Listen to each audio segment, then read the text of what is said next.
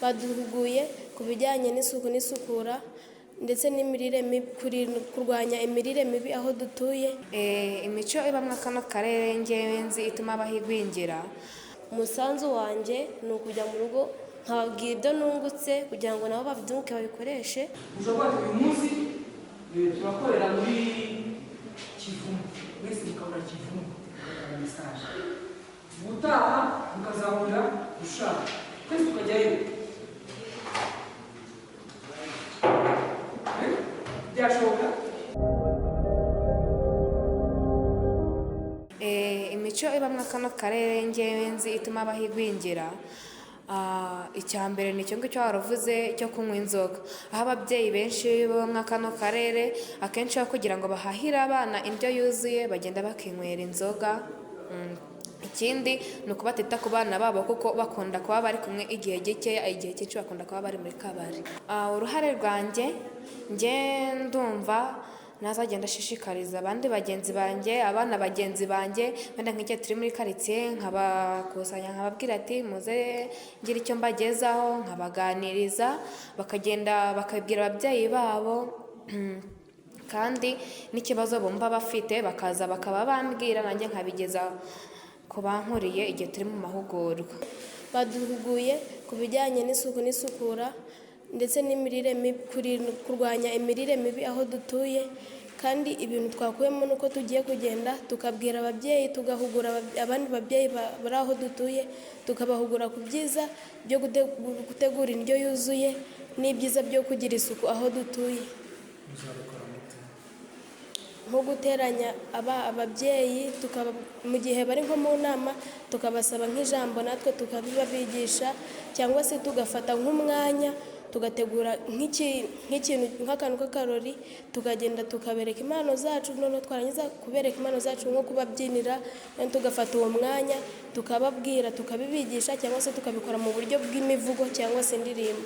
Ikintu nungutse, icya mbere nungutse twavuze ku bintu bijyanye n'isuku, twamenya gukoresha isuku ku byo tuyiraho, ku bikoresho byose yaba ibyo mu rugo n'ibyo dukoresha. Batwigishije gutegura ifunguro, indyo yuzuye, kuyikoresha ukayitegura neza kandi ukanayisukura.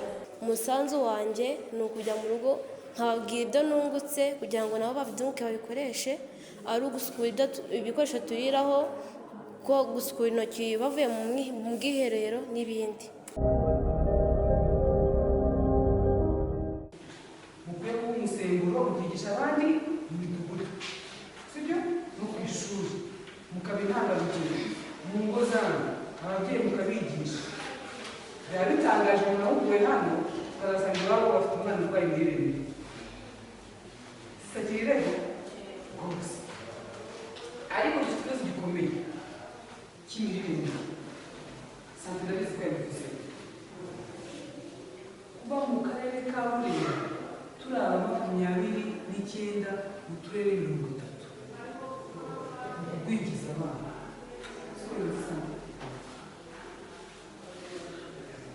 Ni ukuvuga ngo imvura y'imisozi y'iwacu iba yambaye buri gihe, wamara no kugira gute ibihinzwe.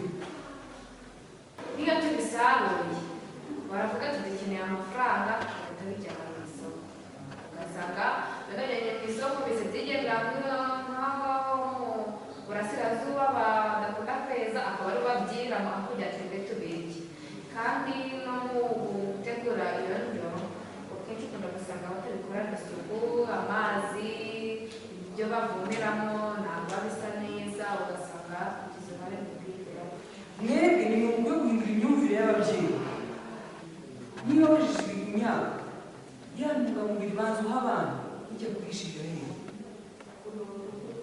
Ntusijya kugurisha aho abandi usize aho wari uhagaze, ujya kugurisha mu rugo kugira ngo tugaburire abandi, banza ugaburire abandi bawe.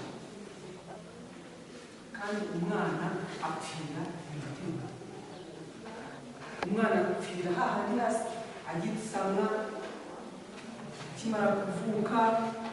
Iyo apfiriye hariya no mu ishuri ntabwo cyakunda. Twebwe kwigisha ababyeyi bacu kubahindura imyumvire, aho twiga tukigisha abana kugira ngo bajye kwigisha ababyeyi.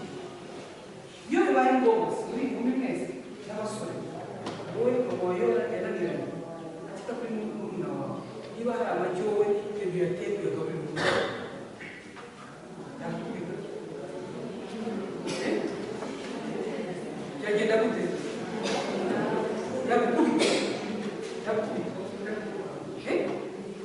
wabyumvise dufite ikibazo mu bice tugiye guhindura ku babyeyi niba wejeje imyaka niba ufite inkoko zateye amagi gira yo kurisha yenda kugira ngo tuganisha abaturage bacu gukora imirimo y'amaboko y'ubuhinzi n'ubworozi agahaza umuryango we agasagurira n'amasoko kugira ngo abone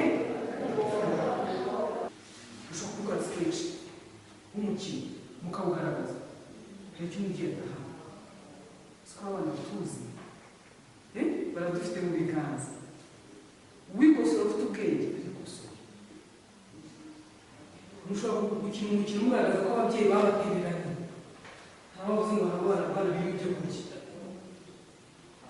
bibimasha kuri nyuma ko atabibyetse kuko yagiye mu kabari si uko byabuze mu rugo icyifuzo nari mfite ni uko mwakigisha ababyeyi mukazajya mubaha umwanya tukagira umwanya wo kuganira n'ababyeyi mukadushyiraho wenda mukavuga ngo nk'uyu munsi nimugoroba abana bazajya komite y'abana izajya ihura n'ababyeyi ibaganirize kandi mukanavugisha ko abana bafite ijambo hari igihe wumva ko nta kintu twababwira kizima ukumva ko nta jambo bifite mukavugisha ko natwe dufite ijambo mugize agaciro mwumva yakuye bishoboka ushobora gufata mikoro tubangamira no mu mudugudu wacu ababyeyi bitwara bake ntabwo mwawuha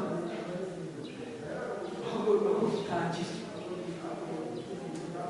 sibyo mu tugari mukoreramo muzafata umwanya umunsi umwe mugire muri hamwe mwese nka timu turashaka umwanya twifuza kubona nawe ufite icyifuzo hajyanye mu mwanya ukuboko mbwira abantu mu mwanya n'abanyenge muzamwe tugitifu turifuza ko tugayana abagitifu tugari ntabwo mwabura umwana aho ngaho rero niho muzakangura ababyeyi nta muntu ufite ijambo n'umwana ashobora kuvuga ninde mwana ushobora kugisha umubyeyi ati papa inzoga rwose si nziza hari icyo mwifuje ko mwifuza ko mwajya mugira umwanya wo guhura n'ababyeyi mukaganira nabo aho ngaho niho hambere ahandi mushobora kwiga ngo dufite gahunda y'igitaramo cy'abana bakorana na credo na world vision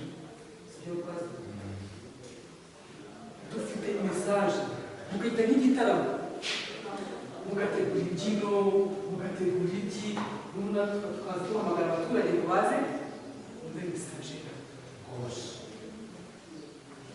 si ibyo bishoboka ushobora kuba uyu munsi turakorera muri Kivumu mwese mukabura Kivumu mukabura mesaje ubutaha mukazahurira gushaka twese tukajyayo